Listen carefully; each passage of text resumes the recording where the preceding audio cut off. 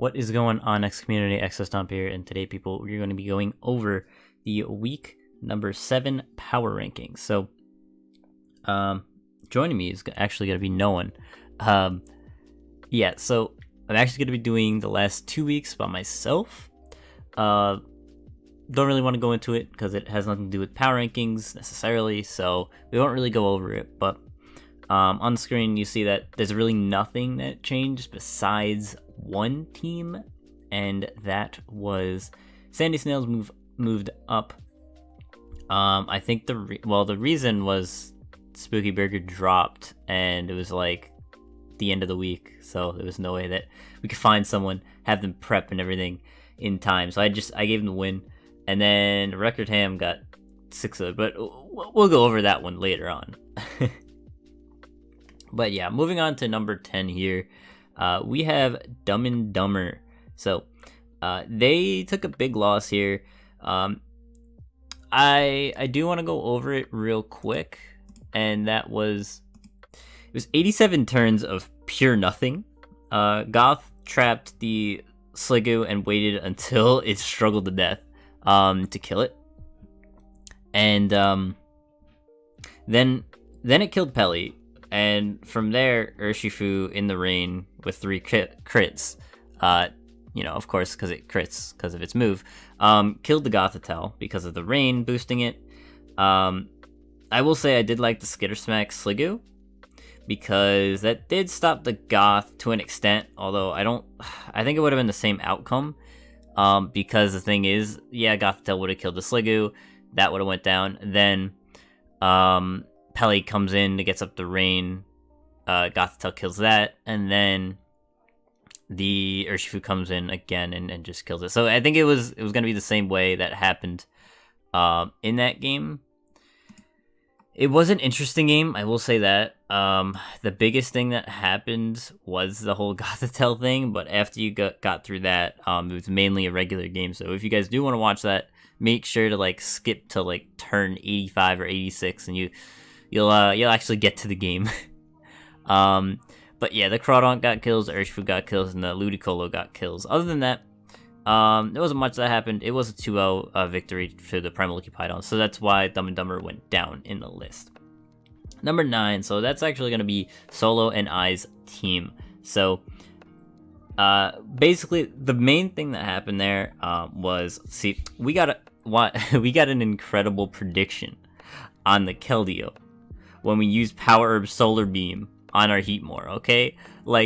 So if you guys watched my video, I will put it at the end of the video, but you guys will see that I didn't want to go for it, and Solo's like, nah, let's go for it. They're gonna go right in the Keldeo. I was like, alright, bet, you press it. And that's what happened, and that was really cool. I think that was my favorite part of it. Honestly, guys, if you think that you're getting bored of a league, or you're not having fun anymore, I would recommend not dropping and just making some weird plays or some incredible predictions and some weird sets like Power Herb Solar Beam Heatmore that actually worked to an extent. I got the Keldeo. That was why it was there. But yeah. Unfortunately, our Kyurem was crippled and in a wheelchair, so it was unable to do anything, to use anything before it died. Damn thing was like a vegetable, because it literally did nothing. But yeah, it got paralyzed 3 times in a row. If it didn't get paralyzed the first time, we would have killed the Clef, and that would have been the end of that. But nope, that doesn't happen. So yeah, number 8 here is going to be the Kink Kings. So now this game was pretty interesting, I think. Actually, let me just bring up something real quick so I remember. Right. Okay, yeah. So the main thing that happened here was Crunch Hippo was such a good bring. If Crunch Hippo didn't come, I don't think the Kink Kings would have won it. The thing is, Mac was the one that played it, so it was really Mac versus Orange here, and they somehow beat Orange, which, I don't necessarily know if Orange is trying because quite honestly, he joins the league usually later on into the season, like where we are now, which is what he did this time. And he plays to have fun. And yeah, sadly, he doesn't have a partner. I guess if anyone wants to join him, I don't know, but yeah, he did play himself. But yeah, the Crunch Hippo was able to clutch out the win, which was pretty awesome to see. The Hippo, I believe, got 4 kills. 2 passive ones, 2 regular ones, and the Silvally got the last 2. So yeah, the Hippo did a lot of work this game, which is good to see. I personally like Hippowdon. I think it's a really cool Pokemon. And yeah, they are in the running for playoffs, so hopefully they can win their last match, which I don't... Sandy Snails, so that's going to be a really interesting game. Can't wait to watch that one. Moving on to number 7, we have the team that we versed last week, which was Team RibombatX. So, I don't know why I have 2 7s on here. The second one's supposed to be a 6. The Bodacious Berachis is supposed to have a 6. I made this very quickly. Let me just fix it real quick. Hold on. You guys didn't see that. But yeah, so number 7 is Team RibombatX. They did beat us, so they are in the running for the actual playoffs. But yeah, we did already go over this. They were able to get a para on Kiram and was able to get 3 para hexes in a row, and that basically just won them the game at that point. The biggest part though was that we got rid of our 2 fastest Pokemon, being Ribombee and Gengar, before this match. If we had Gengar in this match, oh my god, like, look at their team. They got Clef, they got Marowak, they got Caparage, which could probably take one. They got they got a bunch of Lurantis. They got a lot of Pokemon that don't like to take a hit from Gengar. I think it would have been so good in this match. Sadly though, we did get rid of it. And that did hinder us this game, definitely, because they were able to bring Keldeo and threaten out literally everything because we didn't have Ribombee, which Ribombee would have been really good this game. But yeah, they were able to get the win, which I believe was a 2-0, which, isn't bad for them. Coming in at number 6, we have Bodacious Berachis, the team that Arvid did drop and Hopeless did pick up. And so far, I don't think he's dropped a game, which is incredible. That says a lot about the person playing this team. So yeah. It was 0-3, the team, and now it's 4-3, which is such a good turnaround. Yeah, like I said before, this team is such a good team. If you're able to pilot this thing, if a good player is able to pilot this thing, oh my god, the team is incredible. But anyways, they were versing the Happini's Slaves this week. A few things that I want to say about Happini Slaves. They did bring special Flygon, which was really really interesting.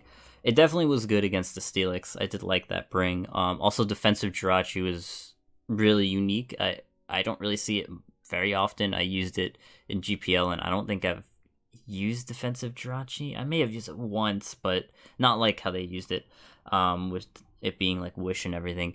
So yeah, I did like the Jirachi as well. But in the end, the Lycanroc was able to sweep the Happini Slaves team because their team is pretty weak to priority, and they took advantage of it.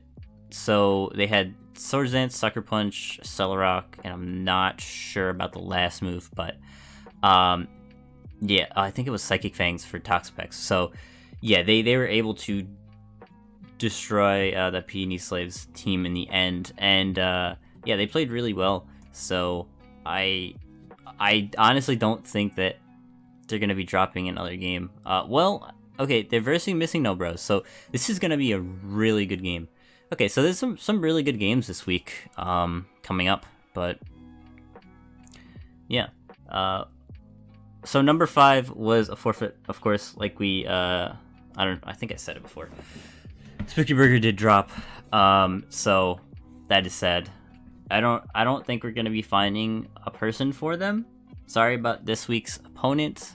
I think it's DumbNDumber, which I think they'll take the free win probably. But yeah, the thing is, like, dropping 2 weeks, or really like a week and a half before playoffs, and you're doing super well, it's not good, because that screws over playoffs. Like that makes it super annoying to set up, because now, like, I don't know, it's gonna be really awkward. But yeah, this is nothing much that went on with Spooky Burger this week anyway. So moving on to the top 4, Primal Lickipie-dons is number 4 here. So their game was really interesting. Like we said before, it was against DumbNDumber. Wait, did they go wide? Oh, right. Okay, so I think they did win. Let me just see. Yeah, okay, they did win, but launching Dragapults did better this week. I think they were tied last week, so it really depended on differential. So that's why launching Dragapults went up and Primal Lickipie-dons went down. So if you guys are confused about that, like, even though they won, that's why they went down. So yeah. Anyways, this was against DumbNDumber, DDA, and Twee. I don't know if they forgot that Urshifu had the crit move that can kill under rain. I don't know if they calced it or not. But yeah, it was sort of a waste of 87 turns. I feel like at that point, like, if Urshifu came in, I feel like you could save, I guess maybe not save Gothitelle, because they used a lot of moves already. I don't know. There's not much to talk about other than the whole Sliggoo set was cool with Skitter Smack to stop the Gothitelle from sweeping. Although, like I said, Pelipper or Shifu did stop it regardless. They would have been able to save the Gothitelle for later on if the Sliggoo just sat there and did nothing. But because of Skitter Smack making it so that Gothitelle has to try to set up or whatnot, that it didn't actually work as well as it wanted. So really good bring with Skitter Smack Sliggoo. I did like that. I've never seen it being used, so I like to see them being used. But anyways, coming in at number 3, we have launching Dragapult. So like I said before, nothing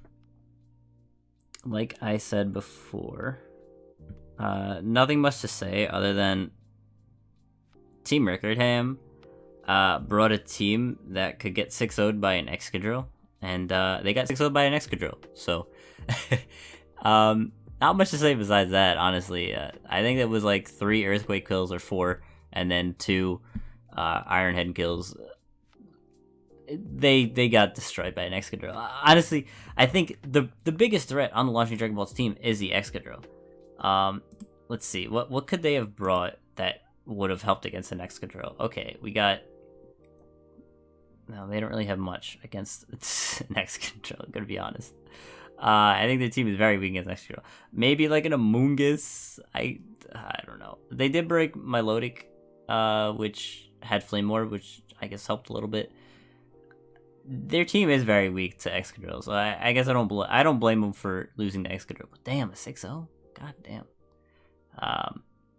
I'm not sure if Scarf Rapidash outspeeds Excadrill in the sand. I'd probably have to calc that. Maybe like Scarf Hawlucha could outspeed as well. Again, I don't know. You'd have to calc those things, and I am too lazy to do it right now. But yeah, that's the reason why launching Dragapults are above Primal Lickipie-dons, even though they both won. Coming in at number 2, we had the Missingno Bros. So this was a really good game this week. It was Missingno Bros versus Rowdy Rillabooms. So they were both